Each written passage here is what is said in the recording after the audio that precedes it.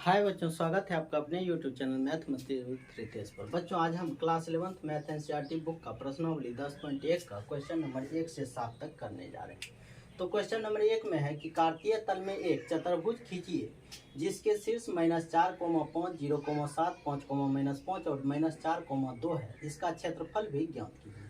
तो ये होता है कार्तीय तल जिसमें x अक्ष होता है और y अक्ष होता है। इस कार्तीय तल में हमें ये चतुर्भुज खींचना है जिसका एक शीर्ष है -4 और 5, यानी x -4 यहाँ होगा और y 1, 2, 3, 4, 5 यहाँ होगा। तो ये -4, 5 जो होगा यहाँ हो जाएगा -4, 5। फिर दूसरा शीर्ष है 0, 7, यानी x है 0, y है 7। तो x तो कहीं जाना नहीं है, y के जगह पे 7, तो यहाँ के आसपास हो जाएगा 0, 7। फिर है 5, -5, यानी x जाना है 5, 1, 2, 3, 4, 5 और y आना है 5, तो यहाँ के आसपास होगा 5, -5। फिर चौथा शीर्ष है -4, 2, यानी x जाना है 1, 2, 3, 4, -2, तो ये यहाँ के आसपास होगा -4, 2। अब ये चार बिंदु जो है इसको मिला देंगे तो मेरे पास शीर्ष ये चतुर्भुज आ जाएगा कुछ इस तरह का। ये होगा हमारा चतुर्भुज। ये इसको इस तरह से मिलाते हुए ये हमारा चतुर्भुज बन गया, जिसमें हम नाम लिख देते हैं। पहला शीर्ष था A, दूसरा शीर्ष है B, तीसरा शीर्ष है C और चौथा शीर्ष है D। ये चार शीर्ष से हम चतुर्भुज तो खींच दिए। चतुर्भुज खींचने के लिए कह रहा था, चतुर्भुज खींच दिए। अब इसका क्षेत्रफल भी निकालना है। तो क्षेत्रफल निकालने के लिए जैसे किसी भी चतुर्भुज को अगर हम ये बीचे बीच विकर्ण डाल देते हैं तो ये त्रिभुज में दो त्रिभुज में बढ़ जाता है। दोनों त्रिभुज का क्षेत्रफल निकाल के हम जोड़ देते हैं तो चतुर्भुज का क्षेत्रफल निकल जाएगा। तो वही काम हम यहाँ भी करने जा रहे हैं कि इस दोनों शीर्ष को मिलाते हुए एक विकर्ण डाल दिए। अब ये त्रिभुज ABD एक त्रिभुज बन गया और BCD एक त्रिभुज बन गया। इस दोनों त्रिभुज का क्षेत्रफल जब हम निकाल के जोड़ देंगे तो ये हमारे ABCD चतुर्भुज का क्षेत्रफल आ जाएगा। यानी हम लिख सकते हैं चतुर्भुज ABCD का क्षेत्रफल, यहाँ अंदर में बिंदु दे देते हैं तो ये क्षेत्रफल कहला जाता है। ABCD का क्षेत्रफल बराबर त्रिभुज ABD का क्षेत्रफल, त्रिभुज ABD का क्षेत्रफल प्लस त्रिभुज BCD का क्षेत्रफल, त्रिभुज BCD का क्षेत्रफल। तो हम पहले त्रिभुज ABD का क्षेत्रफल निकालते हैं, फिर BCD का क्षेत्रफल निकालेंगे और दोनों को जोड़ देंगे। तो पहले त्रिभुज ABD का क्षेत्रफल, पहले त्रिभुज का क्षेत्रफल लिखते हैं। ये होता है क्षेत्रफल बराबर 1/2 x1 into y2 minus y3 plus x2 into y3 minus y1 plus x3 into y1 minus y2। ये त्रिभुज का क्षेत्रफल का सूत्र होता है जब त्रिभुज के शीर्ष दिए हुए रहते हैं निर्देशांक। तो अब इस क्षेत्रफल त्रिभुज ABD का अगर क्षेत्रफल निकालें, त्रिभुज ABD का क्षेत्रफल 1/2, जो कि आप 10th में भी निकाले होइएगा। x है -4 तो -4 दे देते हैं और y2 7 minus y3 2 plus x2 लेते हैं 0 को into y3 2 minus y1 5 plus x3 लेते हैं -4 को तो यहाँ प्लस माइनस -4 हो जाएगा x3 into y2 minus y3। ये निकल के आएगा त्रिभुज ABD का क्षेत्रफल -4, 0 और -4। ठीक है। फिर -4 लिए 7, 2, फिर 0 लिए 2 और 5, फिर 4 लिए तो 5 -7। हाँ ठीक। अब 1/2 यहाँ हो जाएगा -4 और गुना 7 में से 2 घटाएंगे 5 प्लस 2 में से 0 गुना -3 -4 गुना 5 में से 2 घटाएंगे -2।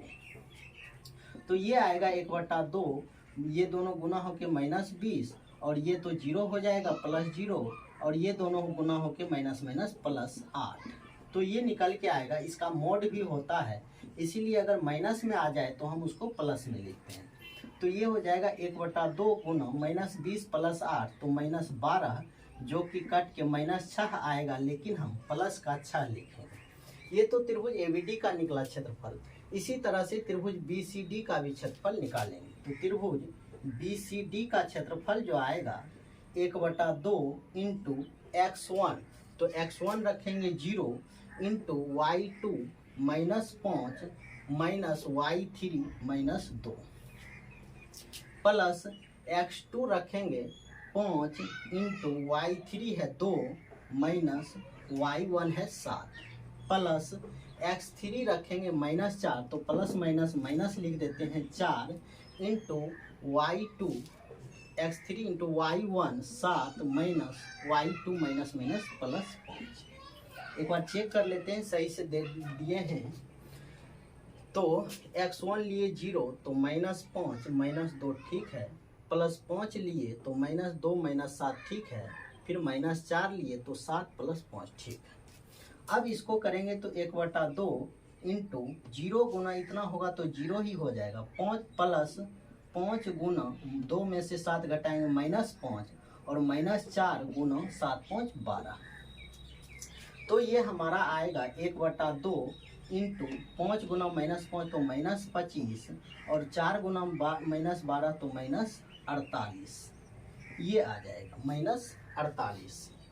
तो -25 -48 ये हो जाएगा माइनस का 8 × 13 3 7 -73/2। तो फाइनली जो हमारा चतुर्भुज का क्षेत्रफल निकलेगा वो निकलेगा चतुर्भुज का क्षेत्रफल बराबर,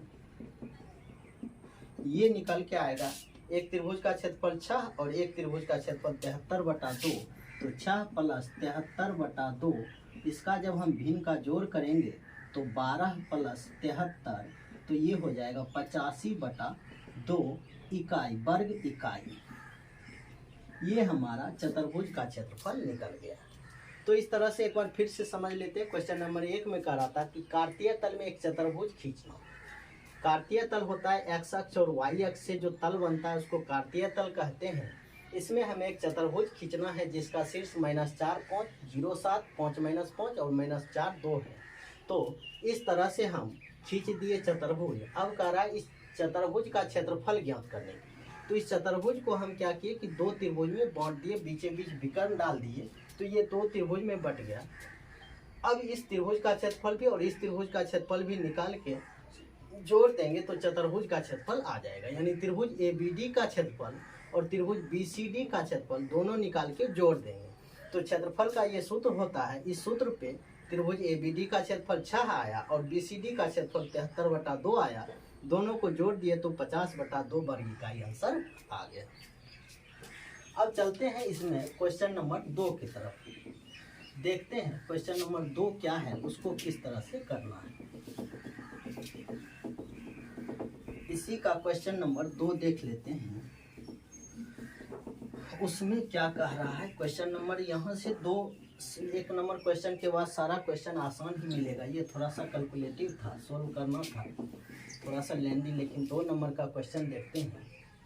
तो क्वेश्चन नंबर 2 में दिया हुआ है कि 2A भुजा के समबाहु त्रिभुज का आधार y अक्ष के अनुदिश इस प्रकार है कि आधार का मध्य बिंदु मूल बिंदु पर है, त्रिभुज के शीर्ष ज्ञात कीजिए।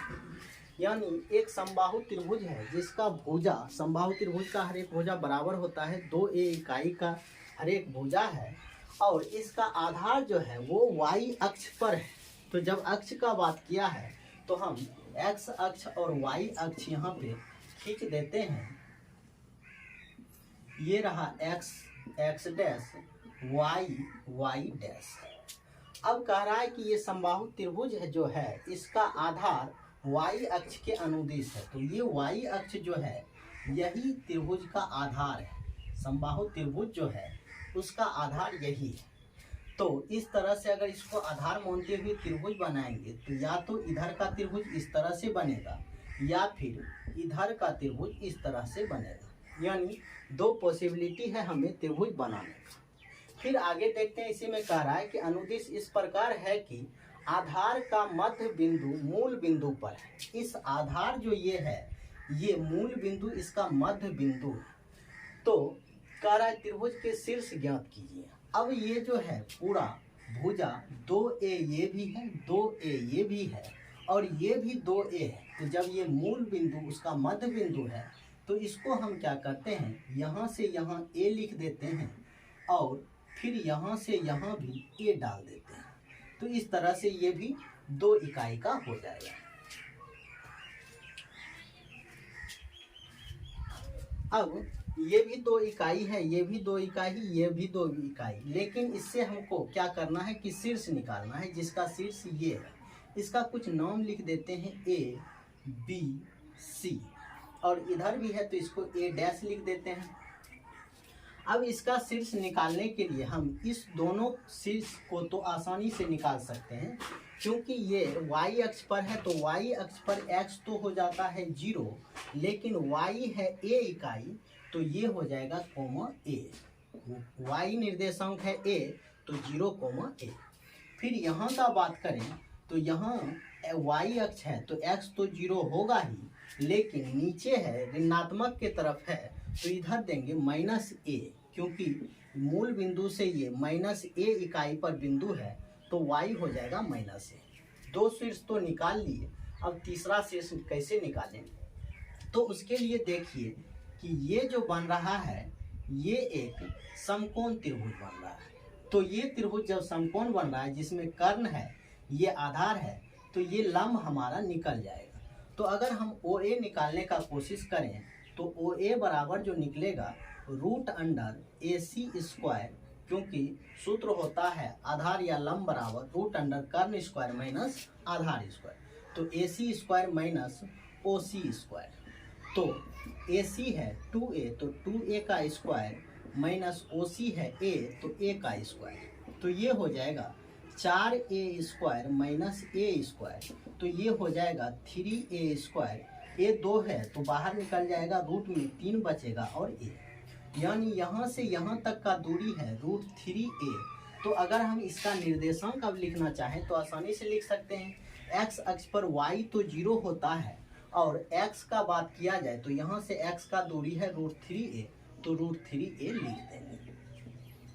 तो इस तरह से त्रिभुज ABC जो एक बन रहा है, इसका अगर हम निर्देशांक लिखें तो √3a, 0 हो जाएगा एक शीर्ष, दूसरा शीर्ष होगा 0, a और तीसरा शीर्ष होगा 0, -a। ये हमारा आंसर होगा। एक तो ये हो गया, एक पॉसिबिलिटी ये हो रहा था तो इसके हिसाब से हम आंसर लिख दिए, लेकिन ये भी तो त्रिभुज बन रहा है तो इसका निर्देशांक हम लिखेंगे तो अगर ये 3a इकाई है तो ये -3a इकाई हो जाएगा।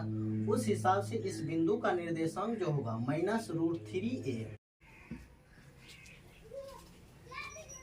तो क्वेश्चन नंबर 3 में कह रहा है कि P x1 y1 और Q x2 y2 के बीच की दूरी ज्ञात करें, लेकिन शर्त दिया है क्वेश्चन नंबर 1 में कि PQ जो है ये y अक्ष के समांतर है और दूसरे में कह रहा है PQ x अक्ष के समांतर है। तो जब अक्ष का बात किया है तो हम यहाँ पे अक्ष डाल देते हैं, ये रहा x, x डैश, y और y डैश। तो क्वेश्चन नंबर 1 जो है, 1 में कह रहा है कि PQ जो है ये y अक्ष के समांतर है, तो ये y अक्ष जो है इसके समांतर एक PQ डाल देते हैं, ये रहा P और ये रहा Q। तो अब P का निर्देशांक दिया हुआ है x1 y1 और Q का निर्देशांक है x2 y2, ये रहा P और Q का निर्देशांक। अब इसमें समझते हैं थोड़ा सा कि ये जो इसके समांतर है, मतलब यहाँ से यहाँ की दूरी और यहाँ से यहाँ की दूरी, यानी y अक्ष से Q का भी दूरी और y अक्ष से P का भी दूरी समान रहेगा। कहने का मतलब x निर्देशांक जो है दोनों बिंदु का समान रहेगा, यानी x1 बराबर x2 रहेगा। तो इस तरह से अगर हम PQ निकालना चाहें दूरी का सूत्र से तो √x2 - x1 का स्क्वायर प्लस y2 - y1 का स्क्वायर। तो यहाँ x1 और x2 बराबर है तो इसमें से किसी एक को चेंज कर देंगे, x2 की जगह पे x1 - x1 का स्क्वायर प्लस y2 - y1 का स्क्वायर। तो ये तो दोनों कैंसिल होके 0 हो जाएगा और बचेगा √y2 - y1 का स्क्वायर, और स्क्वायर और रूट दोनों है तो सिर्फ बचेगा y2 - y1 मोड के अंदर। तो इसके हिसाब से पी क्यू निकल गया y2 माइनस y1। इसी में दूसरा क्वेश्चन जो है ये कह रहा है कि इसमें पी क्यू जो है ये एक्स अक्ष के समांतर है, यानी इस अक्ष के समांतर पी क्यू अगर डालेंगे तो ये रहा पी और ये रहा क्यू। तो पी का निर्देशांक x1 y1 है और क्यू का निर्देशांक x2 y2 है। इसमें इसका उल्टा हो जाएगा, चूंकि ये x अक्ष के समांतर है इसीलिए यहाँ पे y1 निर्देशांक y निर्देशांक दोनों जगह का सेम रहेगा, क्योंकि यहाँ से यहाँ की दूरी और यहाँ से यहाँ की दूरी सेम है तो y1 बराबर y2 हो जाएगा।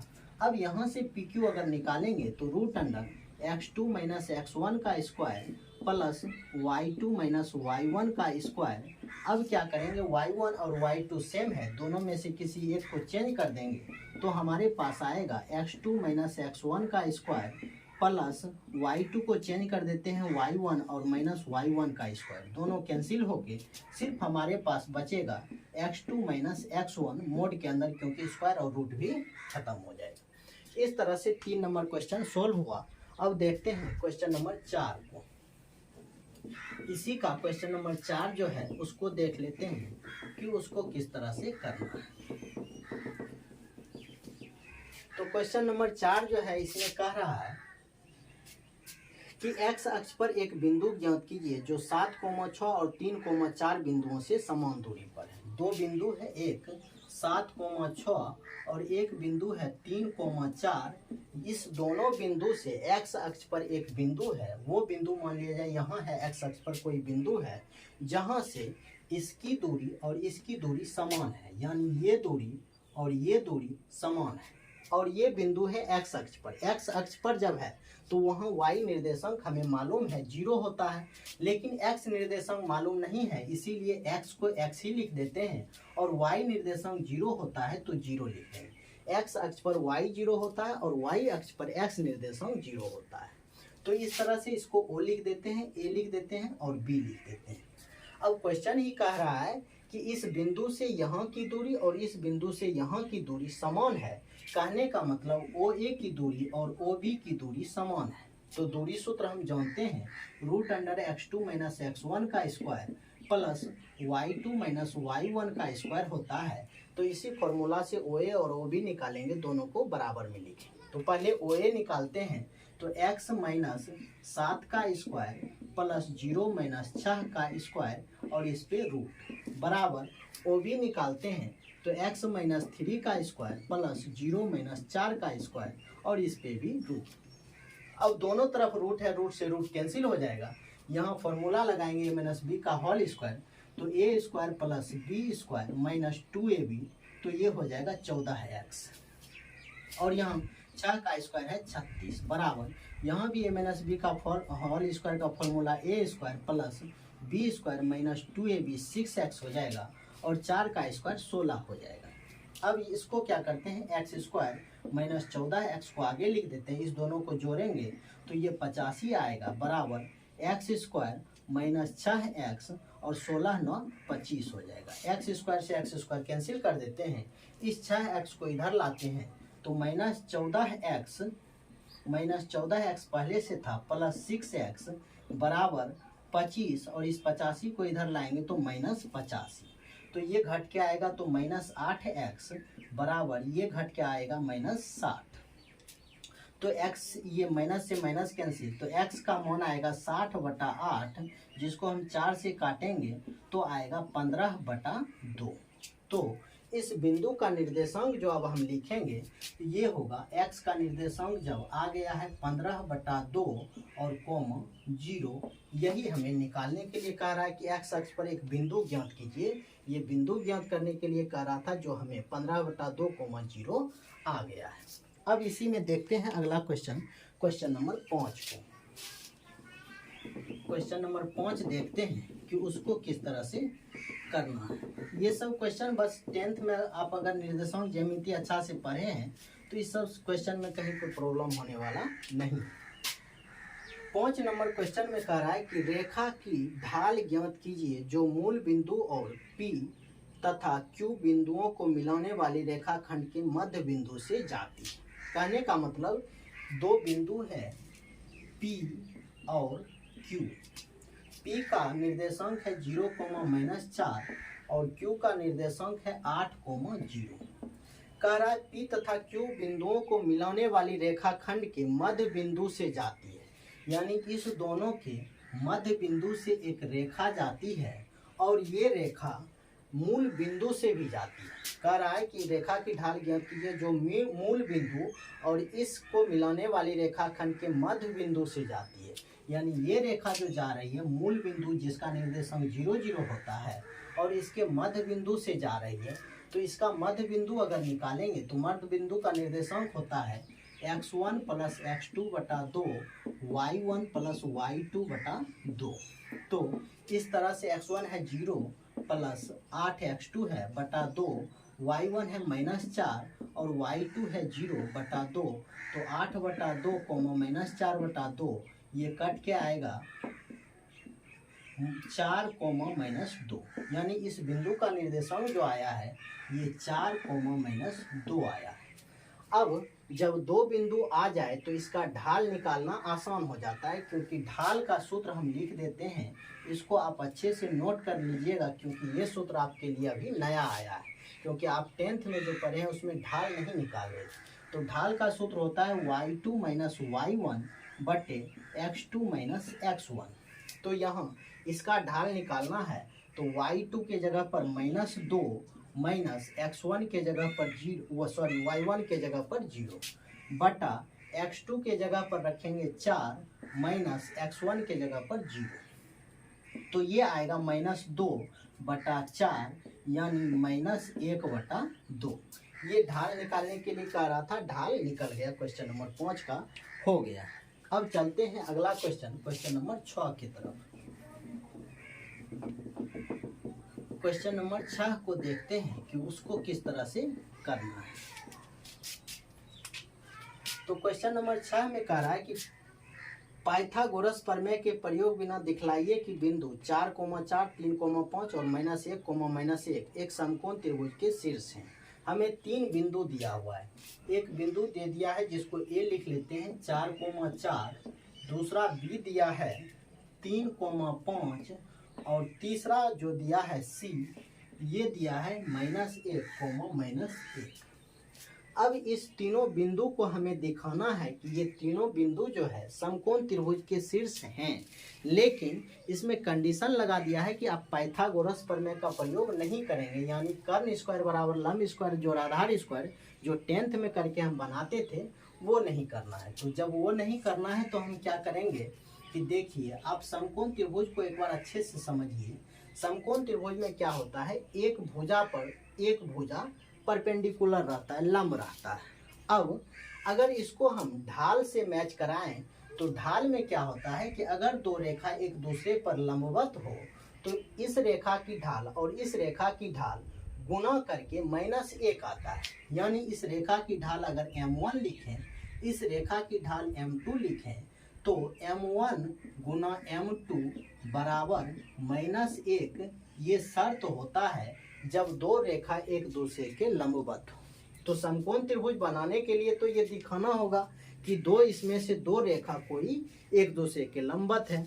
तो उसको अब कैसे दिखाएंगे, तो उसको दिखाएंगे कि एक रेखा की ढाल निकालेंगे, दूसरे रेखा की ढाल निकालेंगे और तीसरे रेखा की ढाल निकालेंगे। तीनों रेखा में से दो किसी रेखा को का ढाल गुना करके अगर -1 आ गया तब हम कह सकते हैं कि ये समकोण त्रिभुज के शीर्ष हैं। कहने का मतलब हम ए बी की ढाल निकालेंगे। पहले ढाल का फॉर्मूला हम फिर से एक बार लिख देते हैं। ये होता है y2 - y1 बटे x2 - x1। इसी फॉर्मूला पे हम बारी बारी से ए बी का ढाल, बी सी का ढाल और ए सी का ढाल निकालेंगे। तो पहले ए बी का ढाल निकालते हैं। तो ए बी का ढाल जो होगा ये y2 - y1 यानी 5 - 4 बटे x2 - x1 यानी 3 - 4। तो ये आएगा यहाँ 3 - 4। तो ये घट के आएगा 1 बटा -1 जो कि -1 होगा। अब फिर BC की ढाल निकालते हैं। तो BC का ढाल निकालने के लिए y2 - y1 बटा x2 - x1। तो ये हो जाएगा -6 बटे -4, माइनस माइनस कैंसिल और 2 3 यानी 3/2। अब फिर AC की ढाल निकालते हैं। तो AC की ढाल जो होगा ये होगा y2 माइनस y1 बटे x2 माइनस x1। तो ये आएगा -5/-5 और ये माइनस माइनस कैंसिल, 5 5 कैंसिल, तो ये आ गया 1।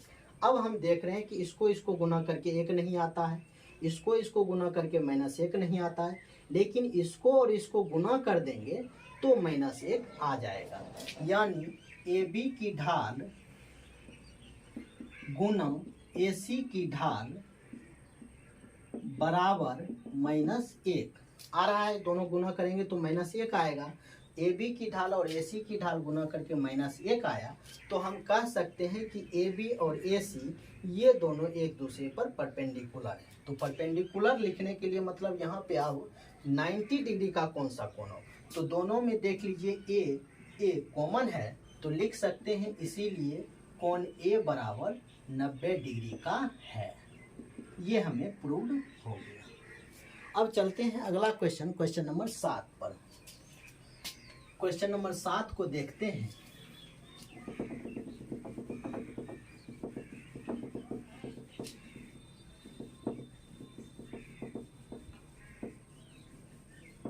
तो क्वेश्चन नंबर 7 में कह रहा है उस रेखा की परवंता ज्ञात कीजिए। परवंता और ढाल एक ही चीज है, जो y अक्ष की धन दिशा से वामावर्त मापा गया 30 डिग्री का कोण बनाती है। तो जब x अक्ष का बात किया है 7 नंबर क्वेश्चन में, तो अक्ष खींचते हैं। ये रहा x, x डैश, y और y डैश। अब कह रहा है एक रेखा है जो y अक्ष के धन दिशा से वामावर्त मापा गया 30 डिग्री का कोण। तो एक रेखा इस तरह से खींच लेते हैं। तो ये रेखा जो है y अक्ष के साथ वामावर्त मापा गया कोण 30 डिग्री का है, ये हमें दे रहा था। अब परवंता निकालना है, ढाल निकालना है। तो परवंता का सूत्र जो होता है ये आपको अभी हम बताए हैं, y2 माइनस y1 बटे x2 माइनस x1 तो होता ही है, लेकिन यहाँ ये फॉर्मूला काम नहीं करेगा। इसका एक और फॉर्मूला होता है टेन थीटा। इसका फॉर्मूला होता है टेन थीटा। इसको हम m से डिनोट करते हैं, m परवंता को m बराबर y2 माइनस y1 बटे x2 माइनस x1, या फिर m बराबर टेन थीटा। ये फॉर्मूला को आपको ध्यान में रखना है। तो यहाँ टेन थीटा वाला ही यूज होगा क्योंकि थीटा दिया हुआ है। तो लेकिन अब थीटा हमें कैसे लेना है? थीटा लिया जाता है कि ये x अक्ष के साथ धनात्मक दिशा यानी एंटी क्लॉकवाइज में कितना कोण बना रहा है। ये कोण जो होगा उसको हम थीटा लेते हुए टेन थीटा निकाल देंगे, तो हमारा ढाल या परवंता या m निकल जाएगा। तो इस कोण को हम निकालने के लिए जो है इसको देखते हैं कि ये कोण और ये कोण शीर्षाभिमुख कोण है, तो ये 30 डिग्री का है, तो ये भी 30 डिग्री का ही हो जाएगा। अब किसी भी त्रिभुज का, ये त्रिभुज मान लिया जाए है, किसी भी त्रिभुज में बाह्य कोण जो होता है, मान लिया जाए इस तरह से ये कोई त्रिभुज है, इसका बाहर का कोण जो होता है ये अभिमुख अंतः कोणों के योग के बराबर होता है। यानी ये कोण जो होगा इस कोण को और इस कोण को जोड़ने से बराबर आएगा। तो यहाँ का कोण तो 90 डिग्री रहता है, क्योंकि दोनों अक्ष जो है 90 डिग्री पर झुका रहता है। तो 90 डिग्री प्लस 30 डिग्री, ये आएगा 90 प्लस 30 बराबर 120 डिग्री। यानी थीटा हमारे पास आ गया 120 डिग्री। अब हम आसानी से परवंता निकाल सकते हैं, जिसका सूत्र होता है टेन थीटा। टेन थीटा तो टेन 120 डिग्री। अब 120 डिग्री का तो मान आपको याद नहीं होगा, तो इसको हम निकालते हैं। टेन इसको कर देते हैं 180 माइनस 60 डिग्री, तो ये हो जाएगा 180 माइनस 60, 120 डिग्री दूसरे चतुर्थांश में है। दूसरे चतुर्थांश में आप त्रिकोणमिति में देखिएगा, हम अच्छे से बताए हैं। इसी का जो क्लास 11 का ट्रिगोनोमेट्री वाला चैप्टर है उसमें बताए हैं कि किस चतुर्थांश में कौन सा प्लस में कौन सा माइनस में होता है। तो ये 120 डिग्री 90 डिग्री से बड़ा है, तो दूसरे चतुर्थांश में आ रहा है, और इस चतुर्थांश में टेन जो होता है वो माइनस का होता है, तो माइनस 10 60 डिग्री हो जाएगा। अब जानते हैं 60 डिग्री का मान तो हम 10th क्लास में अच्छे से बहुत बार यूज किए हैं। 60 डिग्री का मान होता है √3, तो माइनस √3, ये हमारा परवंता निकल गया। तो आज यहीं तक रहने देते हैं, फिर आगे का क्वेश्चन आगे लेके आएंगे। उम्मीद करते हैं सारा क्वेश्चन अच्छे से समझ गए होंगे। अगर वीडियो अच्छा लगे तो प्लीज़ हमारे चैनल को सब्सक्राइब करना, वीडियो को लाइक और शेयर करना। Thank you.